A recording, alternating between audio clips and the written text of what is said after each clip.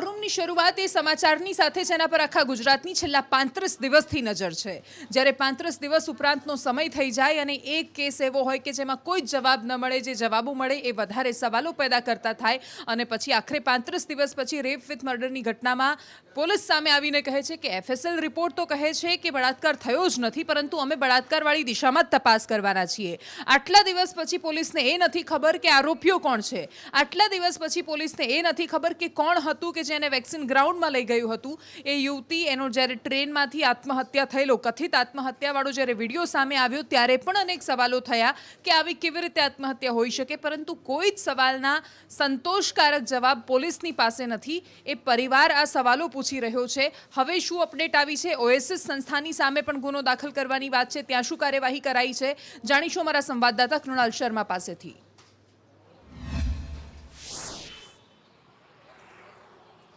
દેવાંશી, જે રીતે આ વડોદરાના એનજીઓમાં કામ કરતી યુવતીની સાથે દુષ્કર્મ થયા હોવાનો ઉલ્લેખ ડાયરીમાં હતો ને ત્યારબાદ તેણે આપઘાત કર્યો તો 37 દિવસ થઈ ચૂક્યા છે, પરંતુ હજી સુધી પોલીસને કોઈ આરોપી મળ્યા નથી। ત્યારે અગાઉ પીએમ રિપોર્ટ આવી ચૂક્યો હતો અને પીએમ રિપોર્ટમાં પણ ખુલાસો થયો હતો કે યુવતી સાથે દુષ્કર્મ થયું નથી, જોકે તેના શરીર પર ઈજાના નિશાન મળી આવ્યા હતા। તો બીજી તરફ આજે એફએસએલનો રિપોર્ટ આવ્યો છે, તેમાં પણ ચોંકાવનારો ઘટસ્ફોટ છે કે યુવતી સાથે દુષ્કર્મ થયું નથી। એટલે કે 37 દિવસ સુધી પોલીસે શું કર્યું તે સવાલો ઊભા થયા હતા અને સાથે જ પોલીસ સંસ્થાને બચાવી રહી છે તેવા સવાલો વહેલી સવારથી જ આજે જ્યારે ઊભા થયા હતા ત્યારે મોડે આજે 37 દિવસ બાદ પોલીસે પોતાની આબરૂ બચાવવા માટે આજે સંસ્થા છે ઓસી સંસ્થા, તેની મેન્ટર, જે પીડિતાની મેન્ટર હતી વૈષ્ણવી ટાપરિયા, સાથે સંસ્થાની સંચાલિકા પ્રીતિ નાયર અને સંજીવ શાહ એટલે કે જેને યુવતીએ ટ્રેનમાંથી મેસેજ કર્યો હતો કે સાહેબ મને બચાવી લો, પરંતુ આ લોકોએ મામલો છુપાવ્યો હતો। સાથે જ આ વૈષ્ણવીએ યુવતીને પોલીસ ફરિયાદ કરવા દીધી ન હતી। આ સમગ્ર કારણોને કારણે જ આ પીડિતા મનમાં રૂંધાઈ રહી હતી ને તેના કારણે તેણે આપઘાત કરવો પડ્યો હતો। એટલે કે પોલીસે હવે ગુનો નોંધ્યો છે સંસ્થાના 3 લોકો સામે, પરંતુ સવાલ એ છે કે જે પોલીસે જાતે જ દુષ્કર્મની થિયરી પર ગુનો નોંધીને તપાસ હાથ ધરી છે। હવે જો કોઈ શંકાસ્પદ પકડી પણ લેવાય તો તેને જામીન મળી જાય તેમ છે। સાથે જ જે સંસ્થાના 3 લોકો છે તેની સામે પણ જે કલમો ઉમેરી છે તે પણ જામીન પાત્ર છે। એટલે કે ટૂંકમાં જે કોઈ પણ હવે પકડાશે તેને છોડી મૂકવામાં આવશે, કારણ કે પીએમ કે એફએસએલમાં તો ઉલ્લેખ જ નથી કે રેપ થયો છે। એટલે કે હવે આ સમગ્ર રહસ્ય છે, સમગ્ર કેસ છે તેને ભીનું સંકેલાઈ જશે, લોકો આ કેસ ભૂલી જશે, એકાદ પોલીસ અધિકારીને કદાચ બરતરફ કરવામાં, સસ્પેન્ડ કરવામાં આવશે। આ પ્રકારની કામગીરીથી હવે આજે સમગ્ર મામલો છે તેને દબાવી દેવાના તમામ પ્રયાસો કરાઈ રહ્યા છે, પરંતુ હજુ સુધી આરોપી પકડાયા નથી। બિલકુલ, પણ એ જે યુવતીના માતા પિતા છે જે આટલા સમયથી સવાલ કરી રહ્યા છે એ તો એ સવાલ કરવાના જ છે, કારણ કે ઓએસિસ સંસ્થા માટે એવું કહેવાય છે કે ત્યાં બધા લોકો પરિવારની જેમ રહેતા હતા અને પોતાના પરિવારની કોઈ દીકરી પર જો બળાત્કાર થાય તો શું એ લોકો આ રીતે રાહ જોતા? આ બહુ જ મોટો સવાલ છે કે એક યુવતી જ્યારે કહી રહી છે કે બળાત્કાર થયો છે, એના પર ખતરો છે, કોઈક એને મારી નાખવા માગે છે, પણ છતાંય દરેક વાત છુપાવવામાં આવે છે। એ મેસેજને કોઈ ગંભીરતાથી નથી લેતું અને આટલા દિવસ પછી એવી કલમો ઉમેરીને ગુનો નોંધવામાં આવ્યો છે કે જેમાં ના બળાત્કારીઓને સજા થવાની કોઈ સંભાવના છે। પણ આ બધાની વચ્ચે મહત્વના સમાચાર ગુજરાતની રાજનીતિને લઈને આવી રહ્યા છે। નરેશ પટેલ મુખ્યમંત્રીને મળ્યા પછી એમણે શું કહ્યું, પહેલા એ સાંભળી લઈએ। આજે ગોઠવેલ કેટલા મુદ્દાઓ લેવામાં આવ્યા છે સર ચર્ચામાં? અત્યારે મુખ્ય મુદ્દા 2 છે। એક બધા જે પોલીસ કેસો છે એની જે સરકારે વિશ્વાસ આપેલો છે કે આ પાછા ખેંચવામાં આવશે, એટલે એ, અને એક મુદ્દો છે એ શહીદ પરિવાર માટે શું આપણે એને આપી શકીએ એનો એક મુદ્દો છે। નરેશભાઈ, અગાઉની સરકારમાં પણ આ પ્રકારની રજૂઆત કરવામાં આવી હતી, સરકારે માત્ર આશ્વાસન આપ્યું હતું, પરંતુ કેસો પરત નથી ખેંચાયા। નવી સરકાર આવી છે, કેવી આશા છે નવી સરકાર? હું બિલકુલ આપની સાથે સમજ છું, સમય ખૂબ ઘણો બધો ગયો છે અને મને આ નવી સરકાર પર ખૂબ આશા છે અને મને ભરોસો છે કે આ જેટલા મુદ્દાઓ છે આંદોલન યુવાનો ભાઈઓના, એ બધા મુદ્દાઓ પૂરા થશે। નરેશભાઈ, અત્યાર સુધી તમે કેટલી વખત રજૂઆત કોને કરી? મેં આગલી સરકારમાં લગભગ 4 વાર રજૂઆત કરી છે અને આ સરકારમાં CR પાટીલ સાહેબને પણ રાજકોટમાં કરેલી અને મુખ્યમંત્રીશ્રીને પહેલી વાર મળેલો ત્યારે પણ કરેલી અને હવે બીજી વાર આવી। પણ મને એવું લાગે છે ક્યાંક એડમિનિસ્ટ્રેટિવ લેપ્સ હશે, બાકી જે નવી સરકારનો મને જે ભરોસો મળ્યો છે એમાં મને ખાતરી છે કે આ બધા કામો પૂરા થશે। નરેશભાઈ, રાજકીય પૃષ્ઠભૂમિની અંદર પ્રવેશવાવાળો પણ મુદ્દો આવ્યો, શું આજે ઓફિશિયલ રીતે આમંત્રણ આપે કે ભાઈ નરેશભાઈ આ કેસો બાબતની વાત તો બરોબર છે પણ પાર્ટીમાં જરૂરિયાત છે, શું આપની ભૂમિકા? 2 મુદ્દાને મિક્સ નહીં કરતા। મુદ્દો આજનો સવારનો જે મિટિંગનો હતો 21/1/22ના ખોડલધામનો જે પાટોત્સવ કરવા જઈ રહ્યા છે એ મુદ્દો છે। એની સાથે સાથે રાજકારણની થોડી વાતો મીડિયા મિત્રોએ કરેલી, પણ આ મુદ્દો એકદમ અલગ છે અને મુખ્યમંત્રીશ્રી પાસે ફક્ત એક રજૂઆત છે આજની, એ આંદોલનના મુદ્દા વિશે। નરેશભાઈ અત્યાર સુધીમાં જે કેસ પરત ખેંચવા બાબતે કેટલી વાર આપણે સરકારના આ કેટલા કેસો છે ટોટલ? લગભગ 140 જેવા કેસો છે. અને આ મેં આપને કીધું એમ પહેલી સરકારમાં પણ મેં 4 વાર રજૂઆત કરી અને આ સરકારમાં 1 વાર કરેલી, 3 વાર બીજી વાર આવું છું. અને મને ભરોસો છે કે આજની જે મિટિંગ હશે એ સફળદાયક રહેશે. કેટલો સમય ફાળવ્યો છે સીએમ આજે મુલાકાત માટેનો?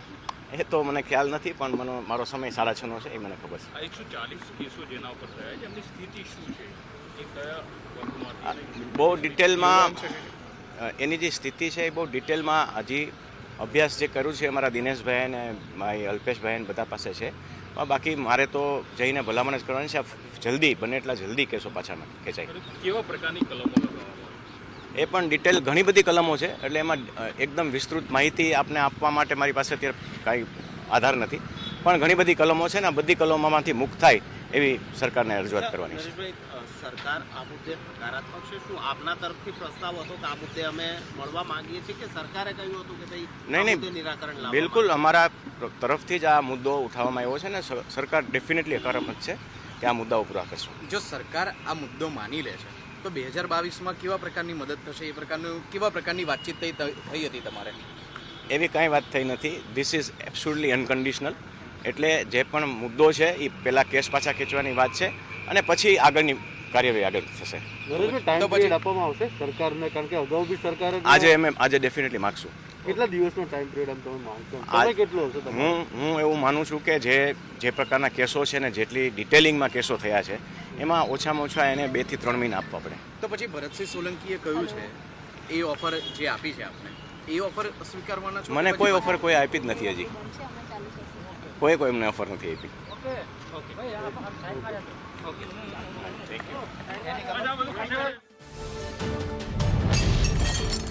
અને નરેશ પટેલ ગાંધીનગર પહોંચ્યા છે. થોડી જ વારમાં મુખ્યમંત્રીને મળવાના છે, પણ એના પહેલા એમણે પોતાના મુદ્દા સ્પષ્ટ કરી દીધા છે. આંદોલનકારીઓ પર જે કેસ થયા છે એ પરત ખેંચવાની જાહેરાત તો આનંદીબહેને પહેલાથી જ કરી દીધી હતી, પરંતુ એ જાહેરાત પર અમલવારી થાય એવી એમની મુખ્ય માંગણી છે.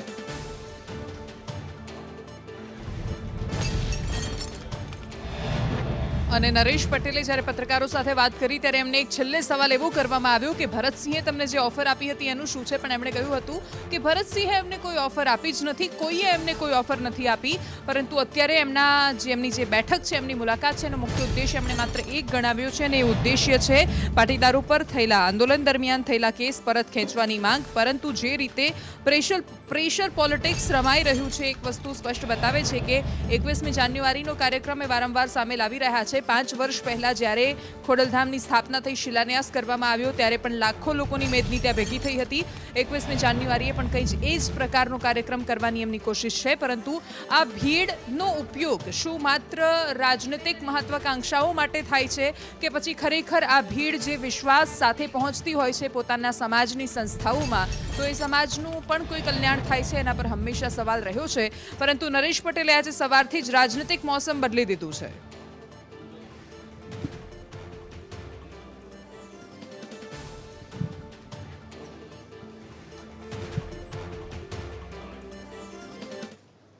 અને નરેશ પટેલે જ્યારે રાજનૈતિક મોસમ આખું બદલી દીધું છે, મિજાજ બદલાયેલો છે, સવારથી જ ખેંચતાણ ચાલી રહી છે, ત્યારે કોંગ્રેસ શું કહી રહી છે એમના માટે? વિપક્ષના નેતા સુખરામ રાઠવાએ નરેશ પટેલને લઈને શું નિવેદન આપ્યું એ સાંભળી લઈએ. ખોડલધામના ચેરમેન નરેશ પટેલ રાજકારણમાં આવશે તેવો એમને એક સંકેત આપ્યો છે. નવનિયુક્ત કોંગ્રેસના નેતા વિપક્ષ સુખરામભાઈ રાઠવા મારી સાથે છે, એમની સાથે સીધી વાતચીત કરીશું. સુખરામભાઈ, જે પ્રમાણે તર્ક વિતર્કો સામે આવી રહ્યા છે, વર્ષ 2022ની વિધાનસભાની ચૂંટણી પહેલા અનેક સમાજો હવે રાજકારણમાં આવવાની વાત કહી રહ્યા છે, એક એવો સંકેત આપ્યો છે. પ્રથમ દિવસ છે, નેતા વિપક્ષ તરીકે આપ અહીંયા કોંગ્રેસ કાર્યાલય આવ્યા છો, કેવી રીતે જુઓ છો આ બાબતે? અમારા મુરબ્બી ભરતસિંહજી જો મુલાકાત કરી હશે અને ચર્ચા થઈ હશે, એ હંમેશા પક્ષ કેમ મજબૂત થાય એની વિચારણામાં લાગેલા રહેતા હોય છે.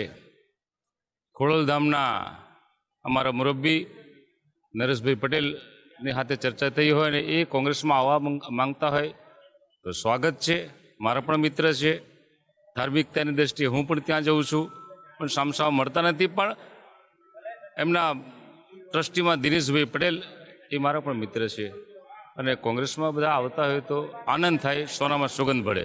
ચોક્કસથી 2022ની વિધાનસભાની ચૂંટણીમાં કયા કયા મુદ્દાઓ રહેશે, સુખરામભાઈ કયા કયા લોકોને સાથે આગળ લેવાના છે? લોકોને લેવાનો કે સમાજને લેવાનો છે? આખો ગુજરાત એ સમાજ છે અને ગુજરાતમાં વસતી તમામ પ્રજાને સાથે રાખીને 2022ની ચૂંટણીઓ કેવી રીતના પાર પાડવી એના માટે સુપેરિયર વિચારણા કરીને મોવડી સાથે, મોવડી મંડળ સાથે ચર્ચા વિમર્શ અને સમાજની સાથે પણ ચર્ચા વિમર્શ કરીને અમે કોંગ્રેસનો રથ આગળ હંકારશું. ચોક્કસથી આભાર. સુખરામભાઈ હતા. તો સુખરામભાઈ પણ સ્પષ્ટપણે માની રહ્યા છે કે ખોડલધામના ચેરમેન નરેશ પટેલ જો કોંગ્રેસમાં અથવા સક્રિય રાજકારણમાં આવે તો ચોક્કસથી કોંગ્રેસ પક્ષના દરવાજા તેમના માટે પણ ખુલ્લા છે તેવું હાલ સ્પષ્ટપણે માની રહ્યા છે. અને રાજનીતિમાં ગમે તેટલી ઉથલપાથલ થતી રહે, કોઈ આ બાજુ સમર્થન કરે, કોઈ આ બાજુ સમર્થન, પરંતુ રાજ્યની સામાન્ય જનતાની પીડા કદાચ એને કોઈ જ વાચા નથી આપતું.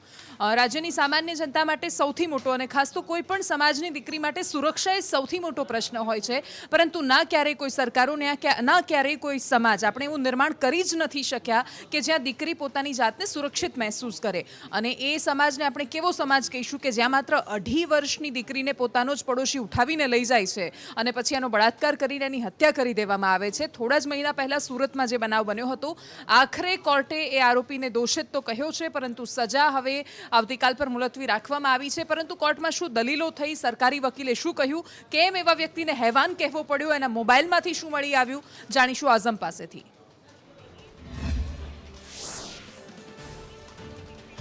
દેવાંશી, આખી ઘટનાક્રમ આપણે યાદ કરીએ તો માત્ર થોડાક શબ્દોમાં કહીશ કે દિવાળીના દિવસે આ બાળકી ગુમ થઈ હતી. ત્યારબાદ એનું 2 દિવસ પછી મૃતદેહ મળી આવ્યો હતો અને એના બીજા દિવસે એટલે કે 8મી નવેમ્બરના રોજ આરોપીની ધરપકડ પણ કરી લેવામાં આવી હતી. સુરતની પાંડેસરા પોલીસ અને સુરત પોલીસની ટીમની કામગીરી સરાહનીય રહી હતી અને ગણતરીના દિવસોના અંદર એટલે 7-8 દિવસની અંદર ચાર્જશીટ ફાઇલ થઈ ગઈ હતી અને કોર્ટના અંદર પણ ન્યાયતંત્રએ પણ દિવસ રાત કામ કરીને ચાર્જ ફ્રેમ કરીને જુબાનીઓ સહિતની કાર્યવાહી બહુ ફાસ્ટ પૂરી કરી હતી. એમ કહી શકાય કે 28 દિવસની અંદર આ આખા ઘટનાક્રમનો ચુકાદો જે આજે કોર્ટે આપી દીધો છે અને જે ગુડ્ડુ જે આરોપી છે નરાધામ તેની દોષિત કરાર કરીને તેને હવે સજા સંભળાવવાની માત્ર બાકી રાખી છે. પરંતુ આજે જે દલીલો થઈ હતી તેમાં મહત્વની દલીલ જે છે તે 33 ચુકાદાઓને ટાંકીને આ દલીલો ચાલી હતી. સરકારી પક્ષ વકીલ દ્વારા 33 ચુકાદાઓને ધ્યાનમાં રાખીને દલીલો કરવામાં આવી હતી, કોર્ટના સમક્ષ રજૂ કરવામાં આવી હતી, જેના અંદર મહાભારતનો પણ એક કિસ્સો છે તેને ઉલ્લેખ કરવામાં આવ્યો હતો કે જેથી સમાજના અંદર એક સંદેશો જાય અને જો કાયદાનો ડર ન રહેશે તો પછી ગુનેગારો બેફામ બનશે, એવી પણ એક દલીલ કરવામાં આવી હતી. એટલે એમ કહી શકાય કે સમાજને એક ઉદાહરણરૂપ થાય તેવી સજા કરવામાં આવે અને સરકારી વકીલે તો ફાંસીની સજાની માંગ કરી છે. તો બીજી તરફ બચાવ પક્ષે પણ એમના પરિવારના નિવેદન આપીને એમને જણાવ્યું હતું કોર્ટને કે એમને ઓછામાં ઓછી સજા કરવામાં આવે. હવે તમામની નજર આવતીકાલ પર છે કે કોર્ટ કઈ સજા સંભળાવે છે. જી બિલકુલ, આ પણ તો દુર્દશા છે કે બચાવ પક્ષ એવી દલીલ પણ કરે છે કે એને ઓછામાં ઓછી સજા આપવામાં આવે કારણ કે એનો પરિવાર છે, પરંતુ 2.5 વર્ષની બાળકીની સાથે જે બળાત્કાર કરી શકે, જેના મોબાઈલમાં 70 પોર્ન ફિલ્મ મળી આવે અને જે માનસિક રીતે જ વિકૃત હોય, પછી એ વ્યક્તિનો બચાવ કેવી રીતે થઈ શકે? આ બધા જ સવાલો રહેવાના છે. પરંતુ આ સવાલોની સાથે દેશની રાજનીતિમાં ધર્મ પણ હંમેશા ખૂબ મોટો મુદ્દો રહ્યો છે અને બધાની વચ્ચે ઉત્તર પ્રદેશમાં તો આનું બહુ જ મહત્વ હોય છે અને એટલે જ હવે ઉત્તર પ્રદેશમાં શિયા વક્ફ બોર્ડના પૂર્વ અધ્યક્ષ વસીમ રિઝવી એમણે પોતાનું ધર્મ પરિવર્તન કરી દીધું છે અને હવે એમનું નામ બદલાઈ ગયું છે. હવે એમનું નવું નામ શું છે, કયો ધર્મ અંગીકાર કર્યો છે ને કેમ એની આટલી ચર્ચાઓ છે, જાણીશું અંકિત પાસે. જીતેન્દ્ર નારાયણ ત્યાગી તેમનું જે હિન્દુ ધર્મ અંગીકાર કર્યા બાદ જે તેમનું નવું નામ છે તે સામે આવ્યું છે. હવે વસીમ રિઝવી જે છે તે શિયા વકફ બોર્ડના પૂર્વ ચેરમેન છે અને તેઓ આ સરકાર જે નવી બની, યોગી સરકાર નવી બની ત્યારથી ઘણા બધા ચર્ચામાં રહ્યા છે. ઘણા બધા તેમના એવા નિવેદનો છે, ઘણા બધા તેમના એવા નિર્ણયો છે કે જેના કારણે તેઓ ભૂતકાળમાં ચર્ચામાં રહી ચૂક્યા છે અને સાથે સાથે તેમના પરિવાર સાથે પણ તેમનો જે અણબનાવ છે તે પણ એક મુખ્ય મુદ્દો રહ્યો છે. મુસ્લિમ હોવા છતાં પણ અનેક વખત એવા વિવાદિત નિવેદનો તેમણે આપ્યા મુસ્લિમો માટે, ને સાથે જે મસ્જિદો છે તેમને લઈને પણ તેમણે કેટલાક નિવેદનો આપ્યા, તેના કારણે તેઓ ચર્ચામાં રહ્યા હતા. અને સાથે જ આ વખતે જ્યારે તેમણે હિન્દુ ધર્મ અંગીકાર કર્યો છે ત્યારે પણ તેમણે એ નિવેદન આપ્યું છે કે મેં હિન્દુ ધર્મ સ્વીકાર કરવાનું એક મુખ્ય કારણ એ છે કે મને મુસ્લિમ ધર્મમાંથી કાઢી મૂકવામાં આવ્યો છે. તેમણે આ પ્રકારનું નિવેદન આપ્યું છે અને જીતેન્દ્ર નારાયણ ત્યાગી તેમનું જે નવું નામ છે તે સામે આવ્યું છે. આ ઉપરાંત મારી મરજી કે મેં કયો ધર્મ અંગીકાર કર્યો છે તેમને સવાલ પણ પૂછવામાં આવ્યો હતો કે તમે હિન્દુ ધર્મ શા માટે અંગીકાર કર્યો, ત્યારે તેમણે કહ્યું કે મારી મરજીની વાત છે કે મારે કયો ધર્મ અંગીકાર કરવો. સાથે તેમણે કહ્યું છે કે સનાતન ધર્મ એ સૌથી સારો ધર્મ છે અને તેના કારણે તેમણે તેમણે આ ધર્મ અંગીકાર કર્યો હોવાની માહિતી સામે આવી છે. ખૂબ સાચી વાત તમે પણ એ કહી હતી કે ધર્મ એક મુખ્ય મુદ્દો રહ્યો છે અને ઉત્તર પ્રદેશમાં પણ આ જે મુદ્દો છે તે ખૂબ જ મહત્વનો હોય છે અને આ પ્રકારે વસીમ રિઝવીએ હવે પોતાનું નામ બદલી નાખ્યું છે અને તેમણે પોતાનો ધર્મ બદલી નાખ્યો છે. બિલકુલ. અને વસીમ રિઝવીથી જતેન્દ્ર નારાયણ ત્યાગી શું થયા? માથામાં ચંદનનું તિલક, માતાજીની પૂજા અર્ચના અને શિવલિંગનો અભિષેક કરતા એ નજરે પડ્યા હતા. આ દ્રશ્યો ઉત્તર પ્રદેશની રાજનીતિમાં ખૂબ મોટી અસર કરી શકે છે, પરંતુ દેશના માહોલમાં પણ એની અસર થઈ શકે છે. પરંતુ ખેર, આને બેક ટુ બેઝિક્સ એવું કહેવામાં આવ્યું છે કે ફરી એકવાર એ પોતાની મૂળ જગ્યાએ પાછા આવ્યા. પરંતુ આ વાક્યમાં પણ આખરે તો છુપાયેલી રાજનીતિ જ છે. રાજનીતિની વાત આવે અને જ્યાંથી આ બધી જ શરૂઆત થતી હોય છે, દેશની સંસદ, ત્યાં છેલ્લા કેટલાય દિવસથી હંગામો ચાલી રહ્યો છે. અને ન માત્ર કેટલાય દિવસથી, આના પહેલા પણ જે સત્ર હતું ત્યારે પણ આમ જ હંગામો હતો. આ વખતે પણ આ જ થઈ રહ્યું છે. પરંતુ આ વખતે વિપક્ષની પાસે નાગાલેન્ડનો મુદ્દો હતો અને ત્યાં થયેલો ગોળીબાર, એના પછી મુખ્યમંત્રીનું નિવેદન અને એના કારણે અથડામણ, નાગરિકોના મોત, સેનાના જવાનનું મોત, આ બધા જ એવા સવાલો હતા જેના પર આખો દેશ અને ખાસ તો નોર્થ ઇસ્ટના જે રાજ્યો છે, ઉત્તર પૂર્વીય રાજ્યો, તેના લોકો પણ જવાબ સાંભળવા માંગતા હતા. અને એ જવાબ આપ્યો છે સંસદમાં ગૃહમંત્રી અમિત શાહે. શું કહ્યું એમણે? જાણીશું અજય यादव पासेथी.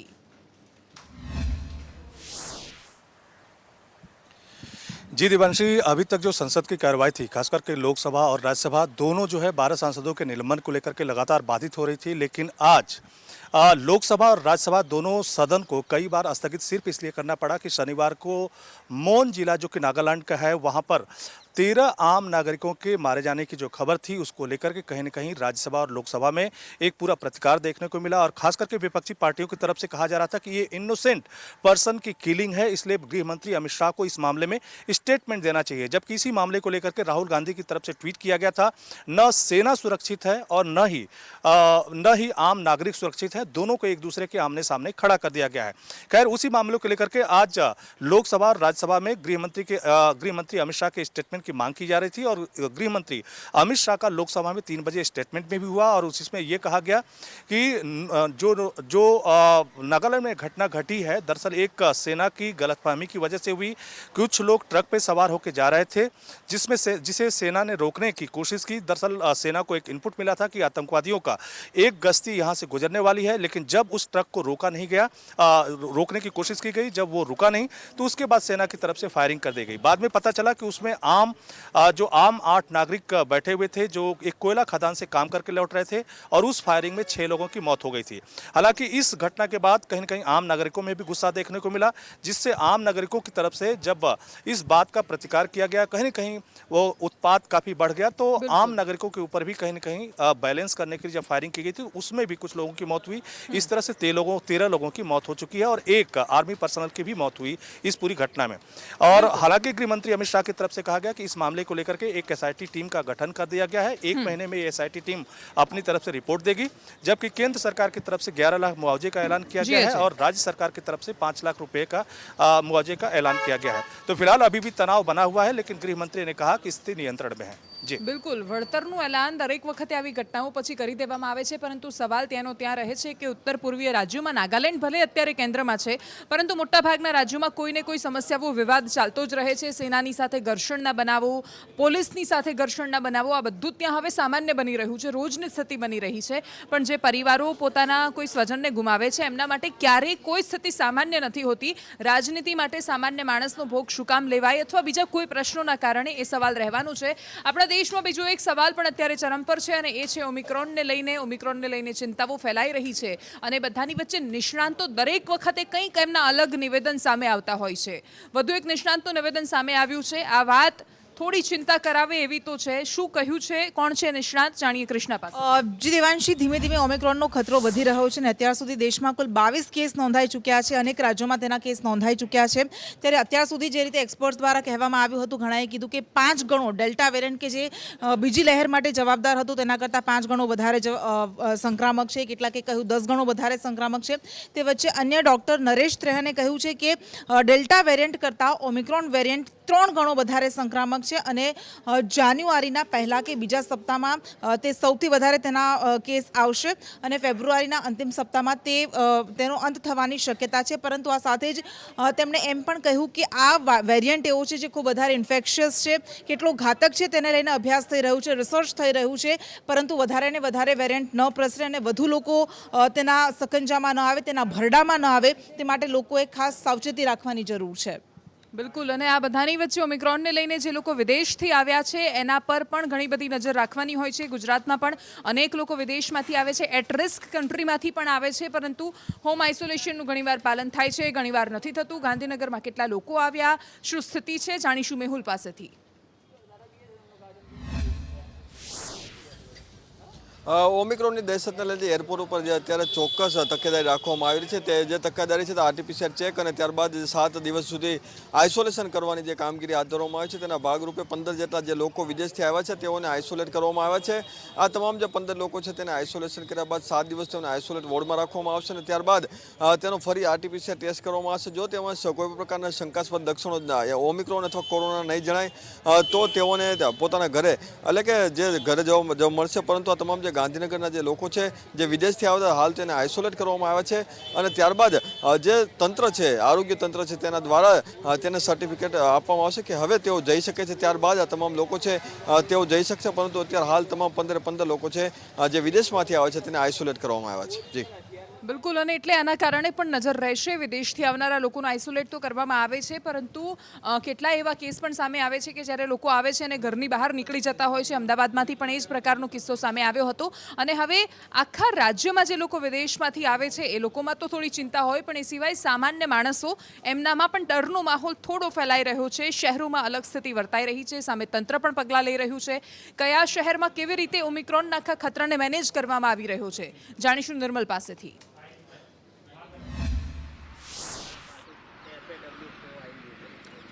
1 ડિસેમ્બરથી રાજ્ય સરકારને જે પ્રમાણે કેન્દ્ર સરકારની ગાઈડલાઈન મળી છે ત્યારથી લઈ અને રાજ્યના તમામ એરપોર્ટને હાઈ એલર્ટ પર મૂકી દેવામાં આવ્યા છે. સાથે જ એરપોર્ટ પર આવતા ખાસ કરીને વિદેશમાંથી આવતા જેટલા પણ મુસાફરો છે તેની પર સઘન મોનિટરિંગ રાખવા માટેની સૂચનાઓ આપી દેવામાં આવી છે. 1 ડિસેમ્બરથી 5 ડિસેમ્બર દરમિયાન કુલ 33 જેટલી ફ્લાઇટ આવી છે અને જેમાં લગભગ 6,500 કરતાં વધારે મુસાફરો આવ્યા છે. અલગ અલગ શહેરના આ મુસાફરોની નોંધણી થઈ છે કે જેનો આંકડો લગભગ 6,500ની ઉપર પહોંચ્યો છે. પરંતુ આ બધાની વચ્ચે સુરતમાં પણ 85 જેટલા લોકો વિદેશમાંથી આવ્યા છે, ગાંધીનગરમાં 15 જેટલા લોકો વિદેશમાંથી આવ્યા છે, વડોદરા હોય, અમદાવાદ હોય કે પછી અન્ય મહાનગર કે જિલ્લા વિસ્તાર હોય, તમામ શહેરો, તમામ જિલ્લા વિસ્તારોમાં અલગ અલગ લોકો વિદેશમાંથી આવ્યા છે અને તે તમામની નોંધણી બાદ તેમની પર સઘન મોનિટરિંગ રાખવામાં આવી રહ્યું છે. બિલકુલ. અને જે લોકો ન કરે એમની સામે કાર્યવાહી પણ કરવી જરૂરી હોય છે ને એટલા જ માટે અમદાવાદ કોર્પોરેશનના અધિકારીઓ જ્યારે પહોંચ્યા હતા અને વ્યક્તિ નહોતો તો એની સામે ફરિયાદ કરવાની તજવીજ પણ હાથ ધરાઈ છે. પરંતુ હવે જ્યારે કોરોનાની બીજી લહેરમાં મૃત્યુ પામેલા લોકોની વાત કરીએ ત્યારે સહાય ચૂકવવાની સરકારે વાત કરી હતી. અત્યાર સુધીમાં કેટલી સહાય કોને કોને ચૂકવવામાં આવી, જાણીએ કિન્નરી પાસેથી. બિલકુલ દેવાંશી, જે પ્રમાણે સુપ્રીમ કોર્ટે જ્યારે સંજ્ઞાન લીધું હતું કોરોના મૃતકોને સહાયને લઈને, ત્યારબાદ રાજ્ય સરકાર દ્વારા 50,000 આપવાની જે શરૂઆત કરવામાં આવી હતી, ફોર્મ વિતરણ કરવામાં આવ્યા હતા કોરોના મૃતક સહાયના, ત્યારે તેના ફોર્મ જે હતા તે 31,575 જેટલા ફોર્મ વિતરિત કરવામાં આવ્યા હતા. જેમાંથી જો વાત કરવામાં આવે તો 12,000થી વધારે ફોર્મ જે હતા તે પાછા આવ્યા હતા, ફોર્મ ભરાઈને પાછા આવ્યા હતા. હવે સરકારી આંકડો જે છે કોરોના મૃતકોનો તે લગભગ 10,095નો છે. તેની સામે 12,000 ફોર્મ્સ આવ્યા છે અને આ સહાય હવે ચૂકવવામાં આવી છે, જેમાં 31,69 લાખ જેટલા રૂપિયા ચૂકવી દેવામાં આવ્યા છે. એટલે જો વાત કરવામાં આવે તો 6,319 પરિવારજનોને આ સહાય ચૂકવી દેવામાં આવી છે અને 6,779 ફોર્મ મંજૂર કરવામાં આવ્યા છે. બિલકુલ. અને બધાની વચ્ચે વર્ષ 2022ની ચૂંટણી પહેલા દરેક મુદ્દે એવું હોય છે કે જ્યારે વાયદાઓ આપવાની શરૂઆત થઈ જતી હોય છે. કોંગ્રેસના પ્રભારી રઘુ શર્મા પણ છે. એક બાજુ કોંગ્રેસ તૂટી રહી છે, બીજી બાજુ ચૂંટણીમાં જીતવા માટે, સત્તા મેળવવા માટે વાયદાઓની વણઝાર પણ ચાલુ છે. રઘુ શર્માએ કોરોનાના મૃતકો માટે શું કહ્યું હતું અને એ સિવાય શું સ્થિતિ છે, જાણીશું કલ્પિન પાસેથી.